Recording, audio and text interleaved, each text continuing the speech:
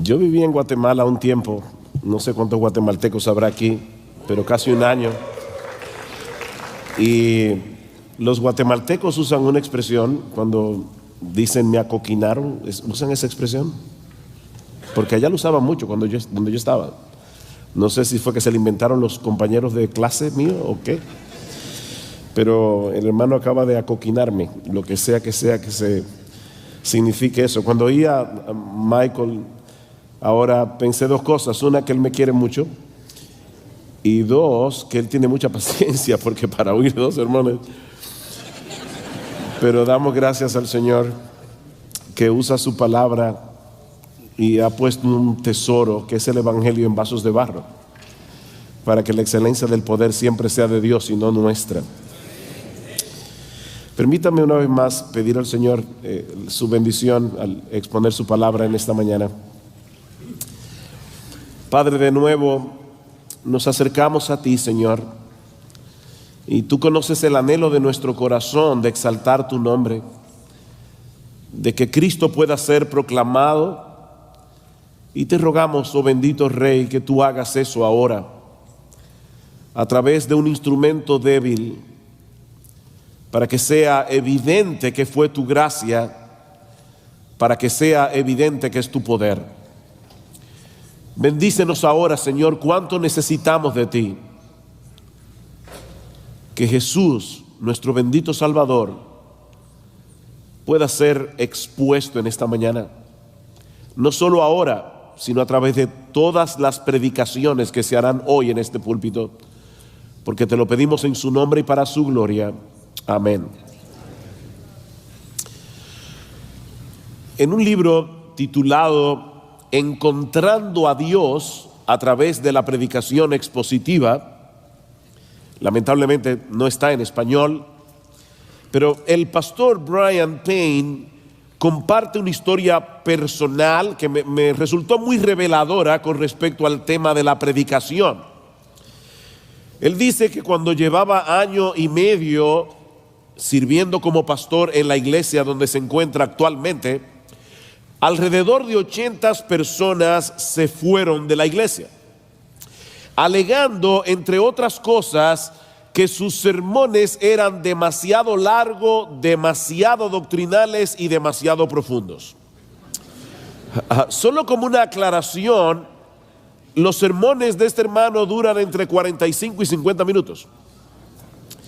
Ahora, como ustedes se pueden imaginar, estas críticas fueron devastadoras para este hermano, a la vez que lo llevaron a cuestionarse si debía persistir predicando expositivamente la palabra, sobre todo tomando en cuenta que hay una gran cantidad de personas que visitan las iglesias y que no están entrenadas para escuchar y seguir la argumentación de este tipo de predicación.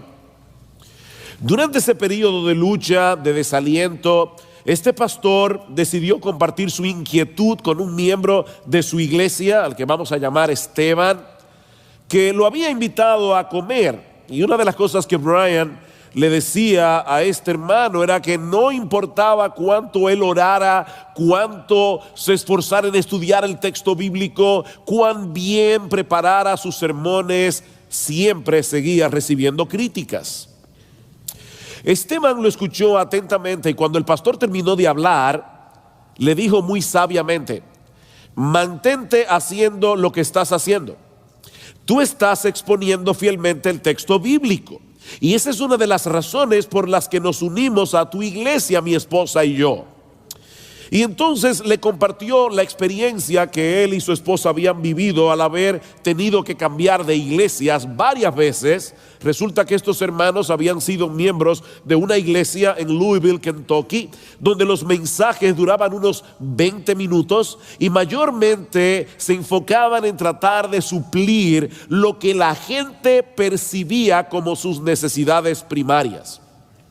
3 pasos para vencer la depresión, 4 pasos para hacerse millonario en un mes, ese tipo de cosas. Ellos amaban esta iglesia y amaban la predicación, pero por causa de su trabajo tuvieron que mudarse a la ciudad de Seattle, donde comenzaron a asistir a la única iglesia evangélica conservadora que le quedaba cerca de su casa. Cuando asistieron el primer domingo, les encantó la iglesia, los programas, la gente, excepto por una cosa: la predicación del pastor.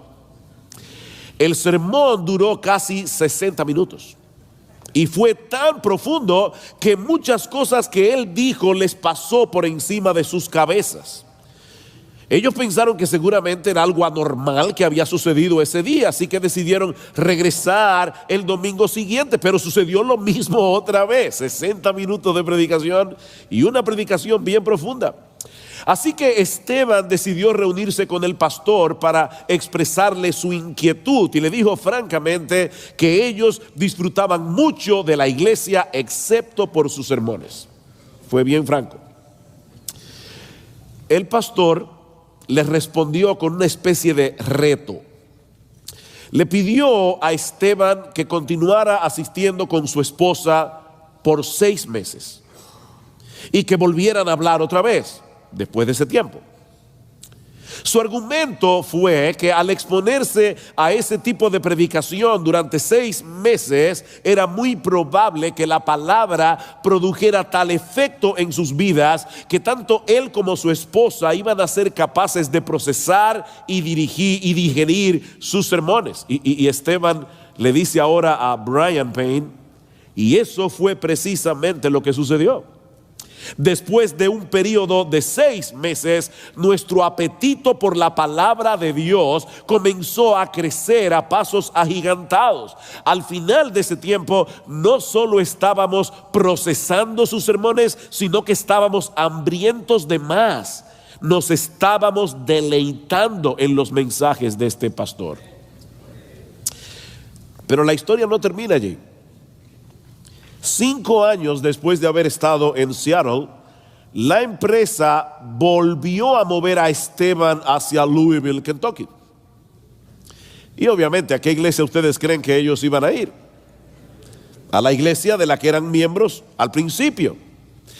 Pero algo extraño sucedió. Después de haber estado escuchando la predicación por 5 minutos, Esteban y su esposa se dieron cuenta que ellos habían adquirido un paladar espiritual diferente.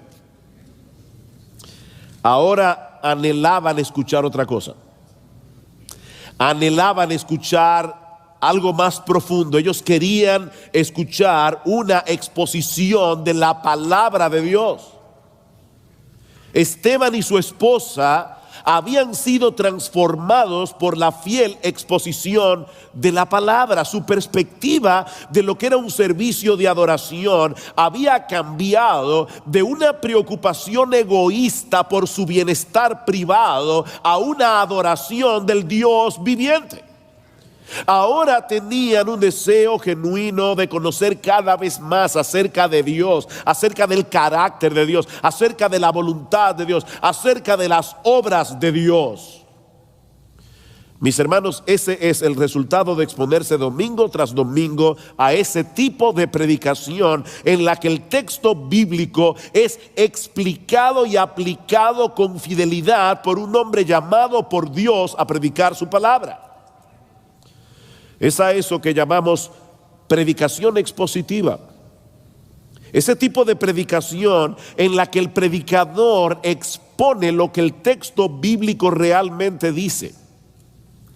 No lo que él cree que dice, no lo que la iglesia quisiera que el texto dijera, sino lo que el Espíritu Santo quiso realmente comunicarnos en ese pasaje de las Sagradas Escrituras. Mark Dever define ese tipo de predicación como la predicación en la que el punto principal del texto bíblico viene a ser el punto principal del sermón que se predica. Eso es predicación expositiva. Es ese tipo de predicación en la que el punto principal del texto bíblico es el punto principal del sermón que se predica. Y lo que yo quiero hacer en esta mañana es presentar una defensa de ese tipo de predicación. Y debo reconocer, por justicia, que estoy siguiendo muy de cerca el proceso de argumentación de Brian Payne en el libro que acabo de citar.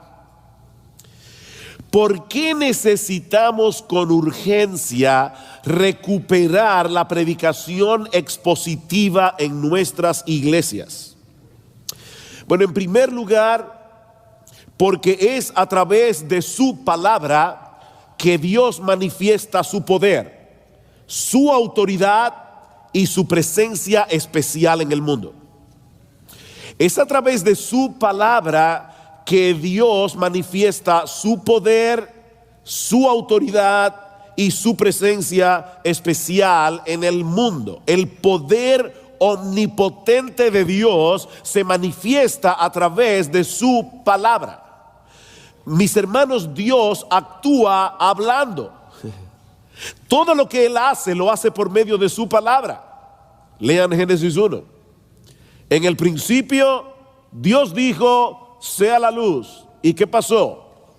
Fue la luz. Así de simple.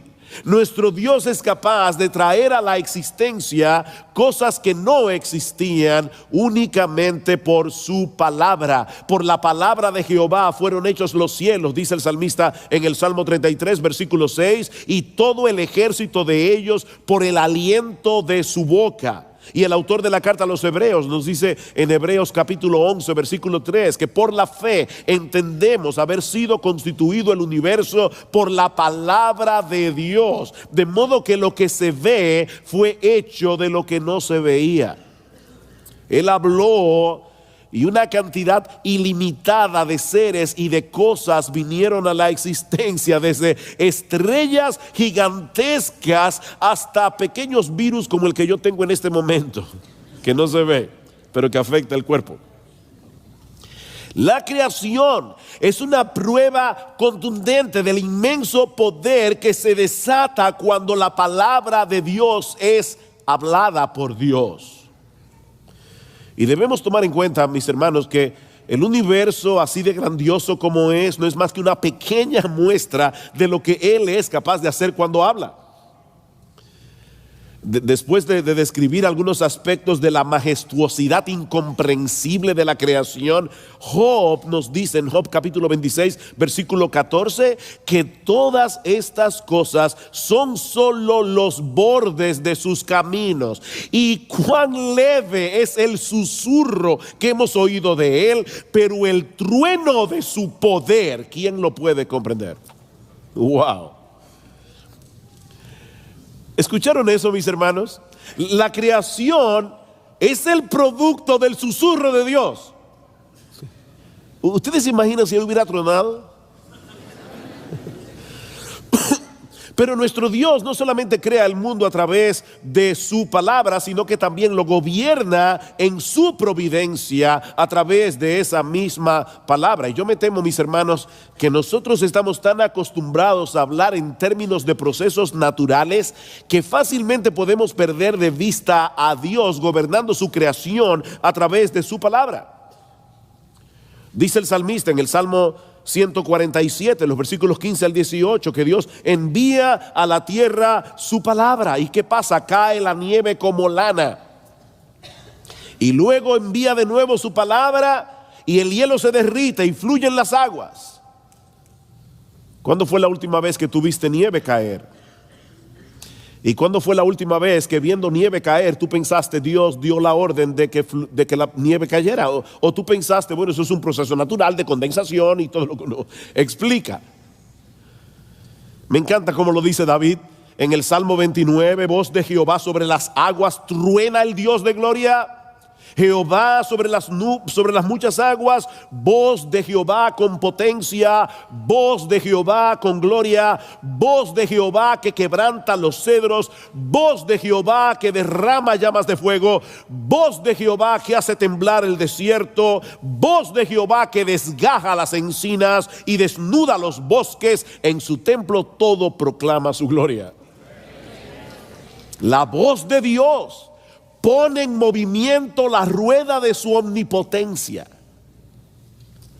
Él crea por su palabra, Él gobierna el universo por su palabra, Él trae juicio sobre el mundo por su palabra, dice en el Salmo 46, versículo 6, y por esa misma palabra Él cambia el corazón de los perdidos.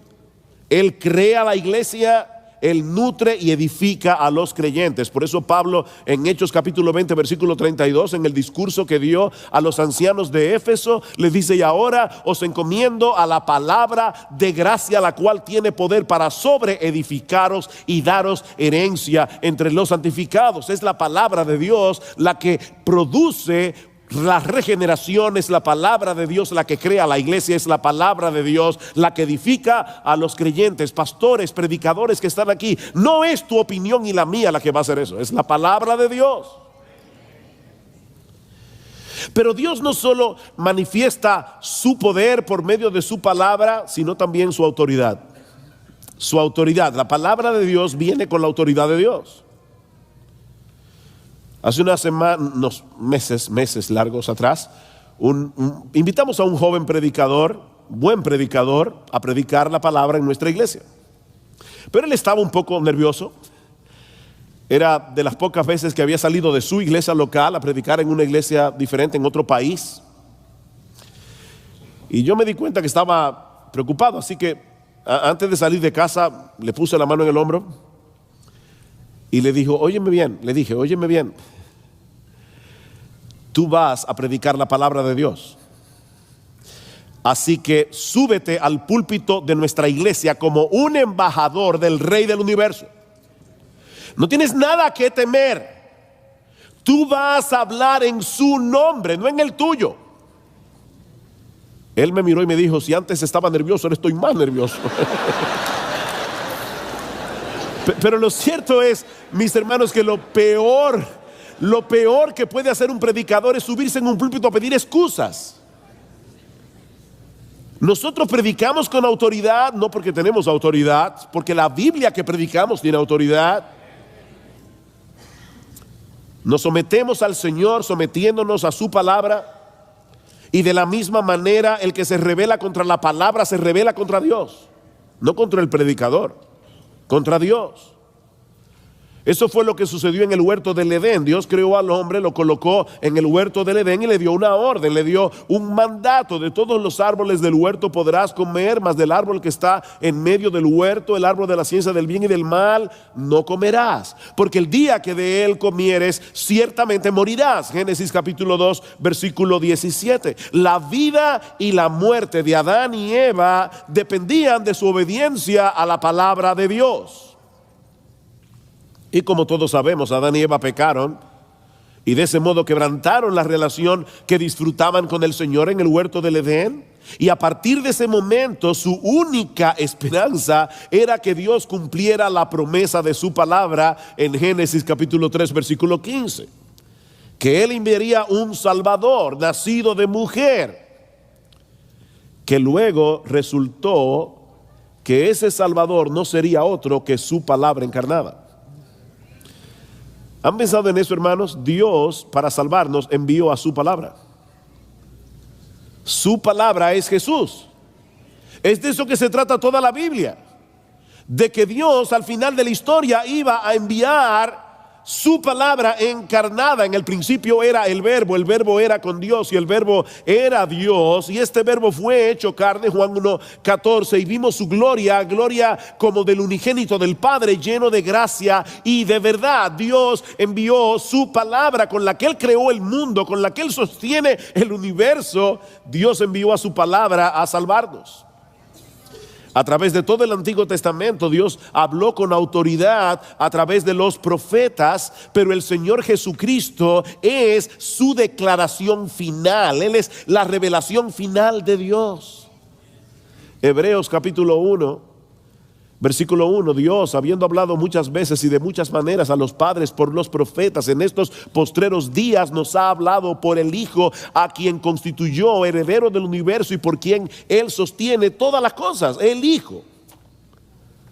¿Saben que en el texto original, lo que el texto dice es que Dios, habiendo hablado de muchas maneras a los padres por los profetas, en estos días nos ha hablado en Hijo? Eso es lo que dice el texto literalmente. Uno de los problemas que muchos de ustedes tienen viviendo en este país es que ustedes hablan español, pero muchos de sus hijos se acostumbran a hablar inglés, Y ahora uno dice, bueno, el idioma en el que yo me expreso mejor es en español, pero mi hijo, el inglés, es el idioma en que él se expresa mejor. Bueno, mis hermanos, lo que dice el autor de la carta a los Hebreos es que el mejor idioma en que Dios se expresa es en hijo. Dios habló en hijo. Ese es el lenguaje de Dios. Y es por ese hijo que Dios sostiene el universo. Ese hijo que también es Dios.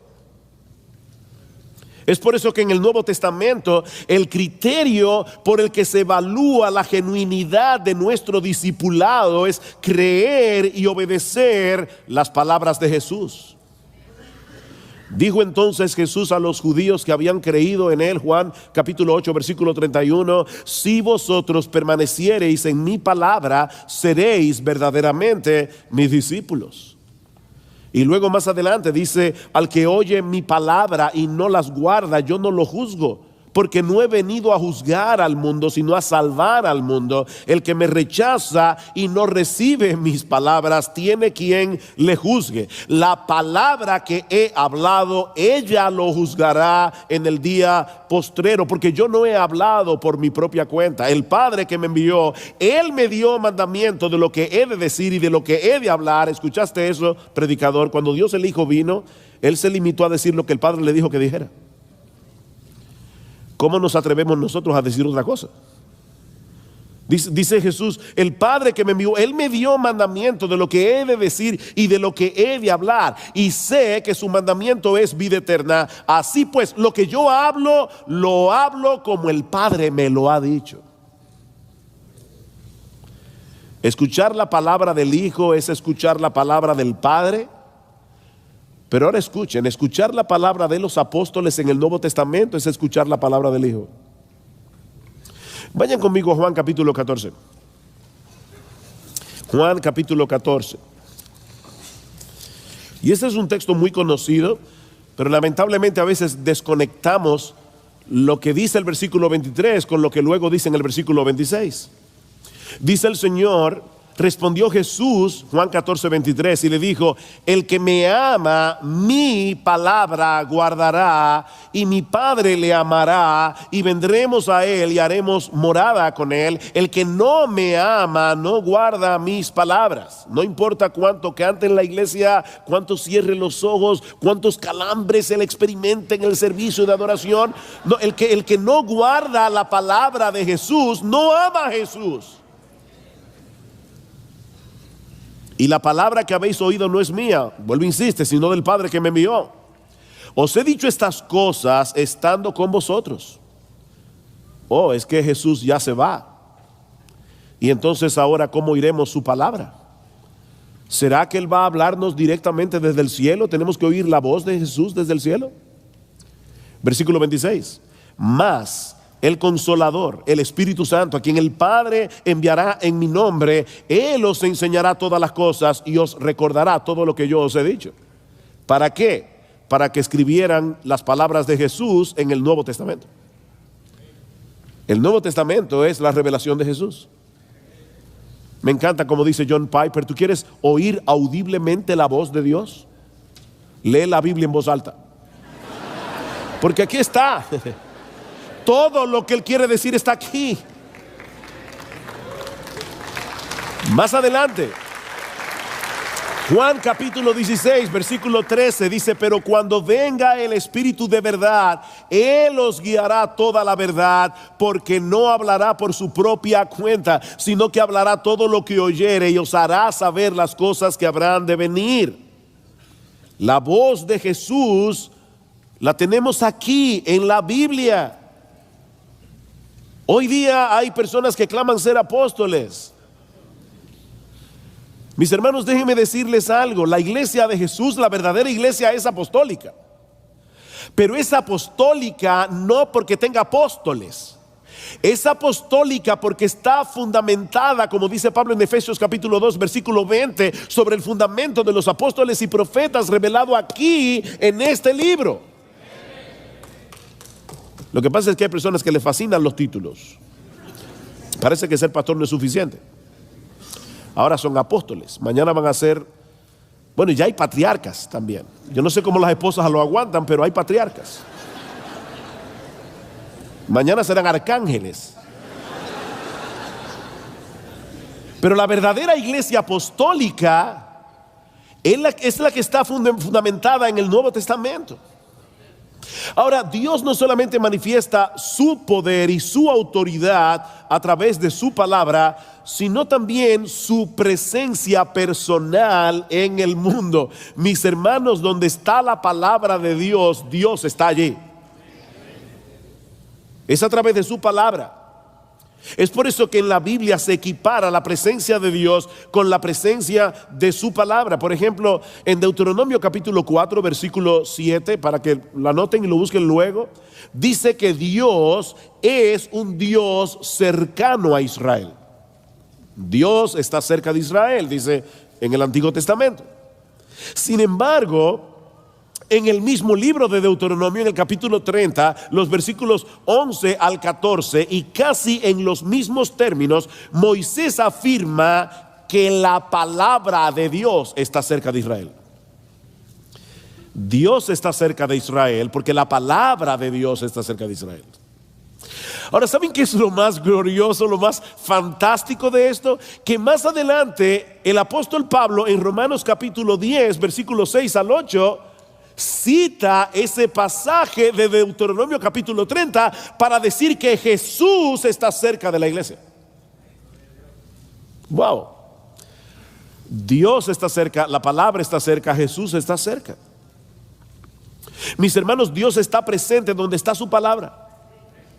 Podemos hacer mil cosas en nuestro servicio de adoración tratando de que las personas tengan una experiencia personal con Dios. Pero si la palabra de Dios no se encuentra en ese lugar, tampoco Dios está allí.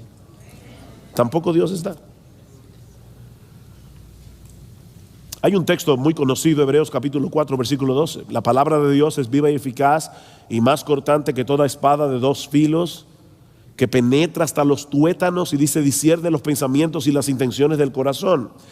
Muchas veces nosotros citamos ese texto desconectado de su contexto, porque ustedes siguen leyendo ese capítulo de Hebreos, van a ver que inmediatamente después en el versículo 13 dice, porque todas las cosas están desnudas y abiertas a los ojos de aquel a quien tenemos que dar cuenta. Entonces, por fin, ¿quién es el que discierne los pensamientos y las intenciones del corazón? ¿Dios o la palabra? Sí. Dios a través de su palabra. Dios a través de su palabra. Es tal la identificación de Dios con su palabra que la Biblia se presenta a sí misma como poseyendo los atributos mismos de Dios. La Biblia, la palabra de Dios, tiene los mismos atributos de Dios. La palabra de Dios es justa, Salmo 119, 7. La palabra de Dios es fiel, Salmo 119, 140. La palabra de Dios es verdad, Salmo 119, 142. La palabra de Dios es eterna, Salmo 119, versículo 89. La palabra de Dios es omnipotente, Isaías 55, 11. La palabra de Dios es perfecta, Salmo 19, 7. La palabra de Dios es santa, 2 Timoteo capítulo 3, versículo 15. Desde la niñez has sabido las sagradas escrituras. La palabra de Dios tiene los mismos atributos de Dios porque es la palabra de Dios. Ahora, mis hermanos, si es a través de su palabra que Dios manifiesta su poder, su autoridad y su presencia especial en el mundo, ¿de qué otra manera pudiéramos ejercer una mayor influencia a través de nuestros ministerios si no es exponiendo fielmente la palabra de Dios que es viva y eficaz? ¿Cómo podremos tener mayor influencia? Si realmente creemos lo que Dios nos dice en su palabra acerca de su palabra, y esto no es redundante, lo que Dios nos dice en su palabra acerca de su palabra, si nosotros creemos eso, no vamos a querer hacer otra cosa que ser megáfonos de la voz de Dios al exponer el texto bíblico. Una cosa se deriva de la otra. Si la Biblia es lo que ella dice que es, entonces nuestra tarea no puede ser otra que la de dejar oír en nuestra predicación lo que el texto dice en su contexto, porque es Dios el que habla en su palabra. Ahora, esa no es una mera inferencia de la naturaleza de las Escrituras. Y aquí viene mi segundo punto. ¿Por qué debemos predicar expositivamente? ¿Por qué debemos recuperar la predicación expositiva? Hemos dicho en primer lugar porque es a través de su palabra que Dios manifiesta su poder, su autoridad y su presencia especial en el mundo. Pero la segunda razón por la que debemos predicar la palabra de Dios es porque Dios nos ordena que lo hagamos. Así de sencillo. Dios nos ordena que prediquemos la palabra de Dios. Vayan conmigo, por favor, al capítulo 3 de la segunda carta de Pablo a Timoteo. Segunda carta de Pablo a Timoteo. Como ustedes saben, esta fue la última carta que Pablo escribió, estando a punto de morir martirizado en la ciudad de Roma. De manera que esta carta es algo así como su testamento espiritual. Ese es el legado que él dejó en manos de su hijo en la fe, sabiendo de antemano que Timoteo iba a tener que enfrentar muchas dificultades. Dice en el capítulo 3, versículo 1, también debes saber esto, que en los postreros días vendrán tiempos peligrosos.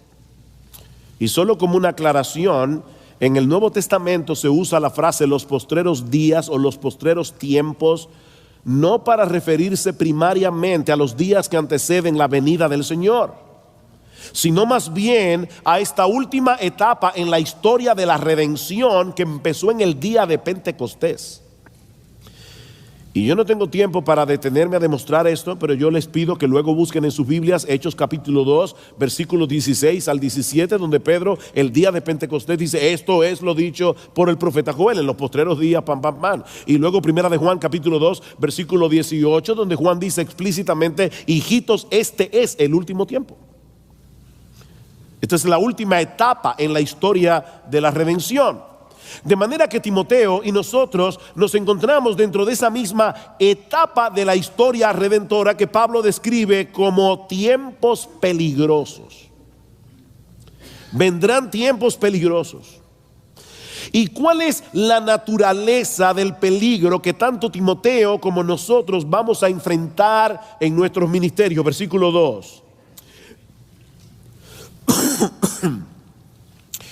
Porque habrá hombres amadores de sí mismos, avaros, vanagloriosos, soberbios, blasfemos, desobedientes a los padres, ingratos, impíos, sin afecto natural, implacables, calumniadores, intemperantes, crueles, aborrecedores de lo bueno, traidores, impetuosos, infatuados, amadores de los deleites más que de Dios.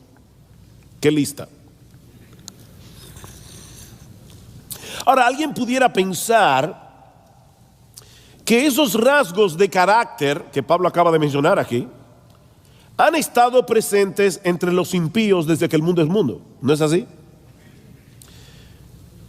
Pero hay una diferencia fundamental, y es que en los postreros días estos hombres no van a estar solo en el mundo. Lo que hace peligroso estos postreros tiempos es que esos hombres van a estar en la iglesia.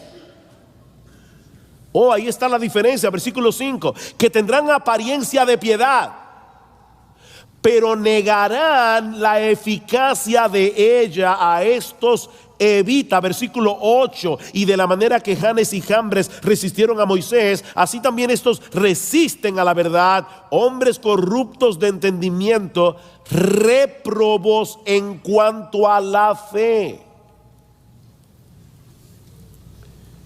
Mis hermanos, las personas que Pablo está describiendo aquí no están fuera de las iglesias, están adentro.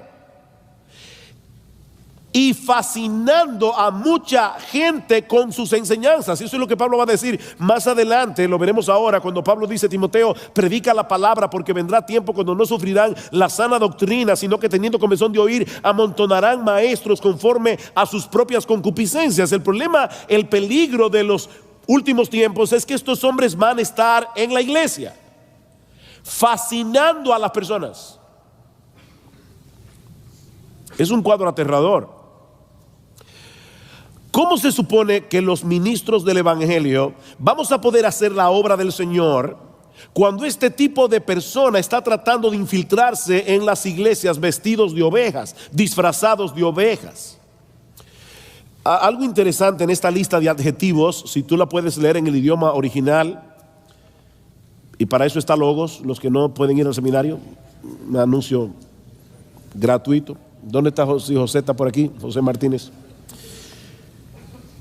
Si tú lees esa lista en el idioma original, te vas a dar cuenta que la lista comienza con dos palabras que poseen el prefijo philos, que significa amor. Dice amadores de sí mismos y amadores del dinero, philargurio, amadores del dinero. Pero la lista termina con otras dos palabras que tienen el mismo prefijo. Eso no se ve en español, pero dice amadores de los deleites en vez de ser amadores de Dios. De manera, mis hermanos, que el problema de esta gente no radica en el hecho de que ellos hacen cosas malas. Se trata de algo más profundo. Su corazón está tan dañados que sus corazones están tan dañados que ellos aman lo que no deben amar y ellos aborrecen lo que no deben aborrecer. Es de esa fuente corrupta que brota todo lo demás. Y de hecho, de paso, ¿saben por qué mucha gente prefiere seguir las enseñanzas de hombres como estos en vez de seguir las enseñanzas de los predicadores fieles de la palabra de Dios? Porque sus corazones están tan dañados como el corazón de sus maestros.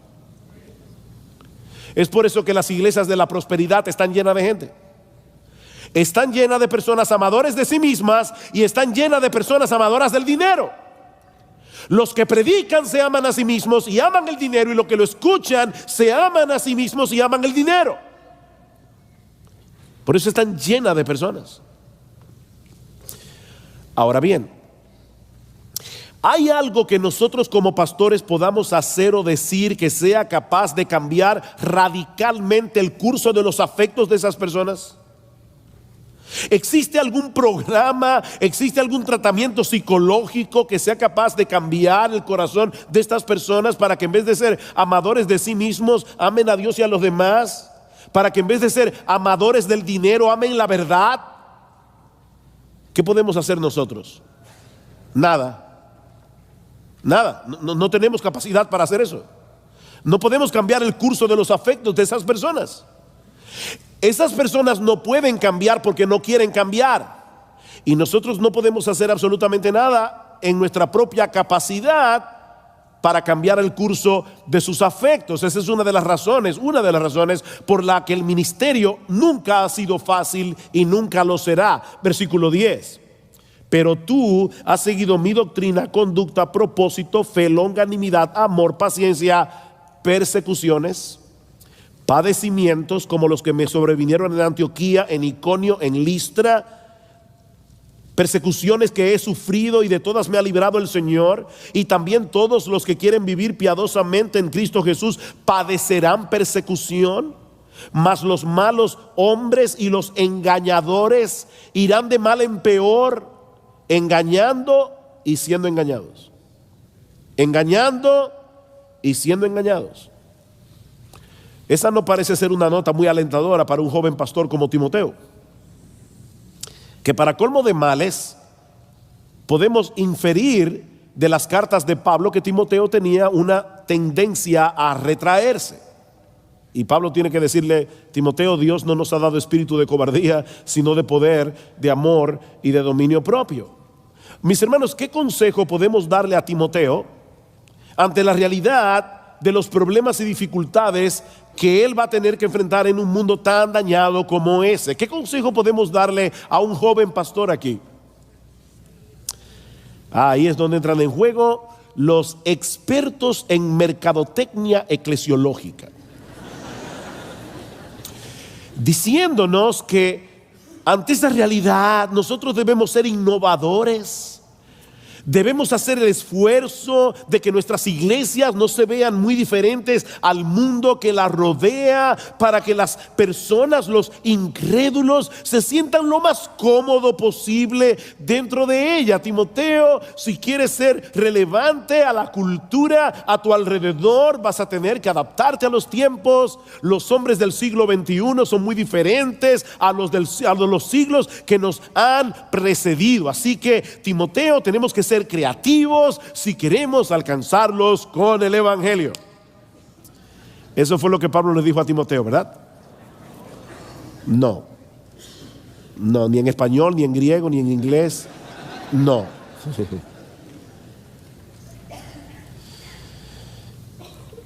Alguien dijo muy sabiamente, la forma, lo voy a decir tranquilo, yo a veces soy enfático, lo voy a decir tranquilo para que caiga así.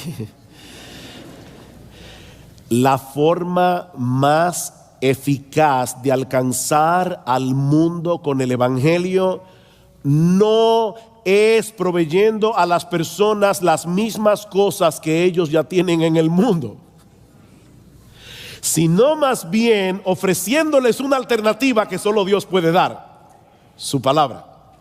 Versículo 14. Pero persiste tú. Ven el contraste.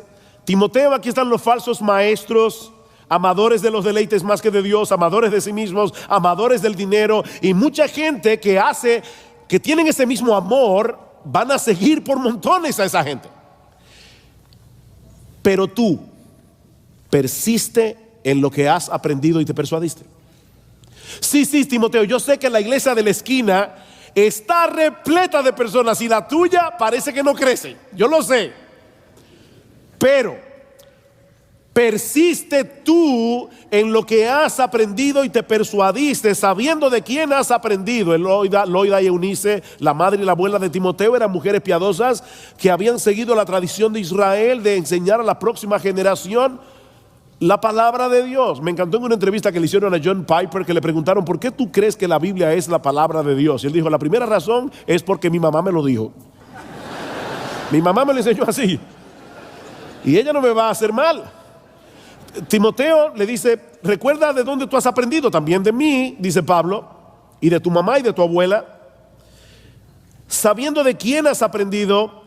Y aquí vienen las razones que Pablo le da a Timoteo. Dice: persiste en eso, sabiendo que desde la niñez has sabido las sagradas escrituras, las cuales te pueden hacer sabio para la salvación por la fe que es en Cristo Jesús. Toda la escritura es inspirada por Dios y útil para enseñar, para redarguir, para corregir, para instruir en justicia, a fin de que el hombre de Dios sea perfecto, enteramente preparado para toda buena obra. Esa es la razón, Timoteo, por la que tú no debes seguir las novedades de los falsos maestros. Vendrán hombres malos, engañadores, que irán de mal en peor, engañando y siendo engañados. Pero en lo que respecta a ti, mantente firme, no te apartes de las convicciones doctrinales que hasta ahora te han dominado con respecto a la palabra de Dios. Y esto, Timoteo, por tres razones. En primer lugar, porque solo las sagradas escrituras tienen la capacidad de hacerte sabio para la salvación por la fe que es en Cristo Jesús. ¿Vieron en el versículo 15?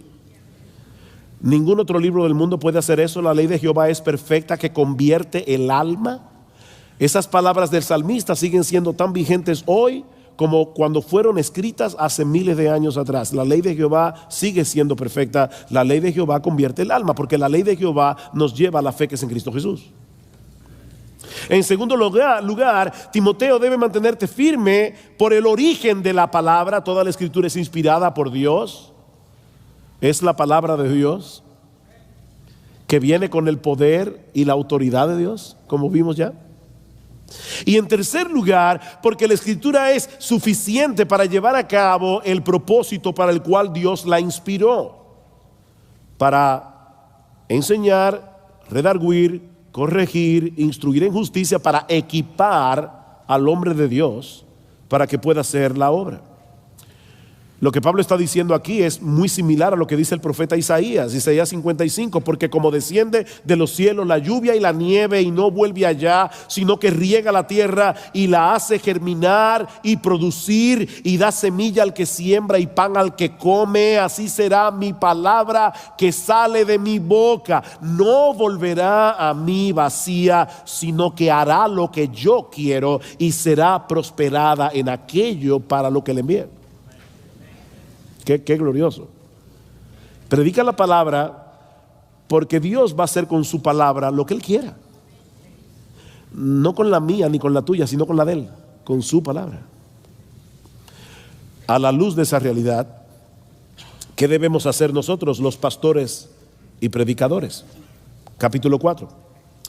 Te encarezco delante de Dios y del Señor Jesucristo, que juzgará a los vivos y a los muertos en su manifestación y en su reino, que prediques la palabra, que instes a tiempo y fuera de tiempo, redarguye, reprende, exhorta con toda paciencia y doctrina, porque vendrá tiempo cuando no sufrirán la sana doctrina, sino que teniendo comezón de oír, se amontonarán maestros conforme a sus propias concupiscencias y apartarán de la verdad el oído y se volverán a las fábulas.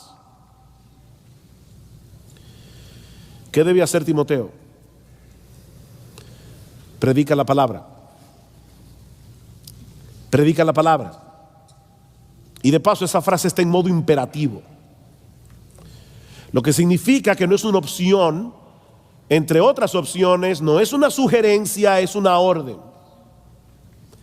Dios nos manda a proclamar como heraldos la palabra de Dios. Eso es lo que significa la palabra predicar, es la palabra keruso, proclamar en alta voz como un heraldo.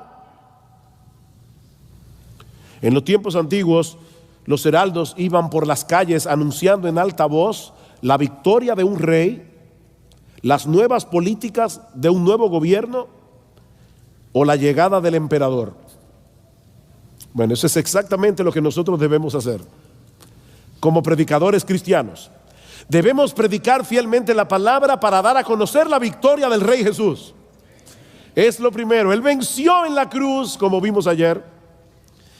Debemos anunciar como heraldos las políticas de su gobierno. Arrepiéntete, cree, vive en santidad, todo lo que dice el Nuevo Testamento. Y anunciar como heraldos la realidad de su segunda venida. Comentando acerca de este texto, alguien dice que la predicación de la palabra centrada en el evangelio es el único medio ordenado por Dios para preparar a los pecadores para la llegada de ese día. ¿Cuál día? El día de la segunda venida. Así que lo que Pablo está diciendo aquí es: Timoteo, los tiempos son peligrosos, los creyentes son perseguidos por causa de su fe, los engañadores irán de mal en peor, pero tú, Timoteo, predica la palabra a tiempo y fuera de tiempo. Es decir, cuando sea factible hacerlo, cuando sea peligroso hacerlo. Timoteo, aunque todo el mundo te diga que la predicación de la palabra ya dejó de ser relevante en una cultura dominada por los videos, predica la palabra. Predica la palabra. No sustituyas la predicación de la palabra en la iglesia absolutamente por nada. Quita los títeres, Timoteo. Saca los payasos. ¿Saben que hay iglesias que tienen payasos? Sí, hay predicadores que son unos payasos aunque no estén disfrazados.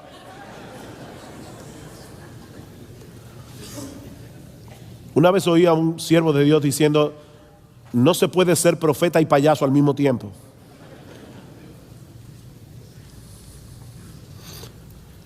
Predica la palabra, redarguye, reprende, exhorta con toda paciencia y doctrina. Y la paciencia es necesaria, mis hermanos, por dos razones. En primer lugar, porque los cambios no se producen de la noche a la mañana. Los pastores a veces quieren, ya predicaron del amor y todos se aman. Ya predicaron del chisme, nadie chismea. No, eso no funciona así. No funciona así. Los cambios no se producen de la noche a la mañana. Pero la segunda razón por la que Pablo nos dice que debemos tener paciencia es por lo que dice en el versículo 3. Dice: porque vendrán tiempo cuando no sufrirán la sana doctrina. Por eso debemos tener paciencia. sino que teniendo comezón de oír, se amontonarán maestros. ¿Ustedes se imaginan eso? Personas amontonándose falsos maestros para que les rasquen el oído, para escuchar lo que ellos quieren escuchar. Como dice William Hendrickson, el anhelo de esta gente es tener maestros que se adapten a sus propios caprichos o a sus gustos pervertidos. Pero tú, Timoteo, en versículo 5, otra vez el contraste, pero tú. Hay 3 pero tú en el texto. En el versículo 10, en el versículo 14 del capítulo 3 y en el versículo 5 del capítulo 4. Esto es lo que hacen los falsos maestros. Pero tú eres diferente. Tú eres un siervo de Dios. Pero tú, sé sobrio en todo. Versículo 5. Es decir, Timoteo, mantente en tu sano juicio. No te dejes arrastrar por el deseo de esta gente de ver y escuchar cosas sensacionales y extravagantes. Timoteo, sé sobrio. Sé sobrio. Segundo lugar, soporta las aflicciones. Soporta las aflicciones. Recuerda que todos los que quieran vivir piadosamente en Cristo Jesús padecerán persecución, y eso incluye a los que persisten en predicar la palabra cuando la gente no quiere oír la palabra. Haz obra de evangelista en la iglesia y fuera de la iglesia. Comparte el evangelio con los perdidos. Cumple tu ministerio. ¿Cómo? Entre otras cosas, procurando con diligencia presentarse delante de Dios aprobado como un obrero que no tiene de qué avergonzarse, que traza bien la palabra de verdad, y en segundo lugar, predicando la palabra. Cumple tu ministerio. Mis hermanos, ¿cuáles son los argumentos que hemos usado hoy aquí para defender el por qué las iglesias deben recuperar la predicación expositiva? En primer lugar, porque es a través de su palabra que Dios manifiesta su poder, su autoridad y su presencia especial en el mundo. Y en segundo lugar, porque Dios nos ordena que prediquemos su palabra. Si la gente quiere oír, predica la palabra. Si la gente no quiere oír, predica la palabra. Mis hermanos, podemos llenar las iglesias haciendo muchas cosas entretenidas, pero no veremos a un solo pecador pasar de muerte a vida a menos que la palabra de Dios resuene con poder en medio del valle de los huesos secos. Solo la palabra puede hacer eso. Pastor, que estás aquí en esta mañana, si tú quieres la bendición de Dios sobre tu ministerio, entonces predica la palabra a tiempo y fuera de tiempo. Al final de cuentas, lo que el Señor evaluará de tu ministerio en aquel día no es el número de personas que vengan a escucharte cada domingo, no es la cantidad de sermones reproducidos en YouTube. ¿Quién es pues el siervo fiel y prudente al cual puso su Señor sobre su casa para que les dé el alimento a tiempo? Mateo 24, 45, 46. Bienaventurado aquel siervo que cuando su Señor venga le haya haciendo así. ¿Haciendo qué? Dándole a su pueblo el alimento de su palabra a tiempo y fuera de tiempo. Pastor, predica la palabra. Y miembros de las iglesias que están en medio nuestro, oren por sus pastores, oren por sus predicadores, porque la presión es mucha, para que el Señor los mantenga fieles,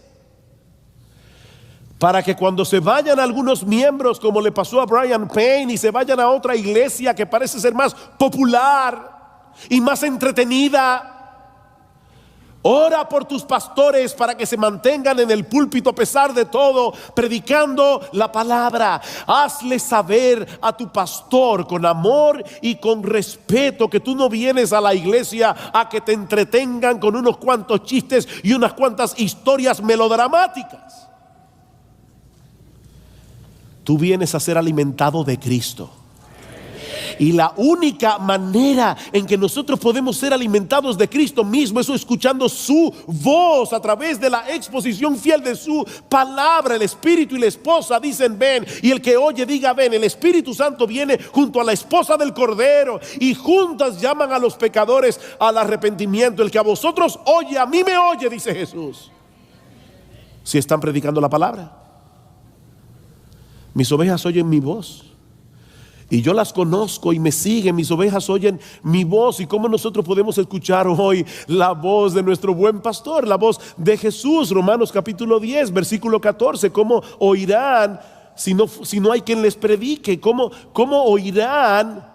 Dice, ¿cómo creerán en aquel de quien no han oído? Y el texto dice literalmente, podemos traducirlo, ¿cómo creerán en aquel a quien no han oído?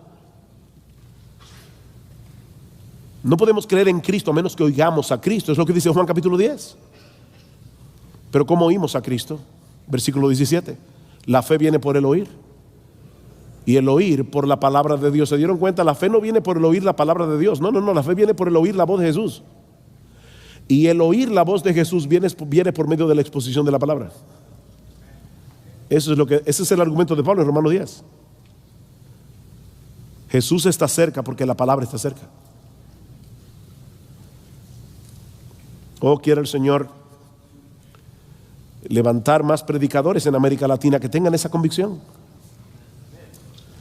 de manera que la voz de Dios siga resonando en los púlpitos a través de expositores fieles a su palabra, para ver su poder en acción, salvando a pecadores y edificando a las iglesias.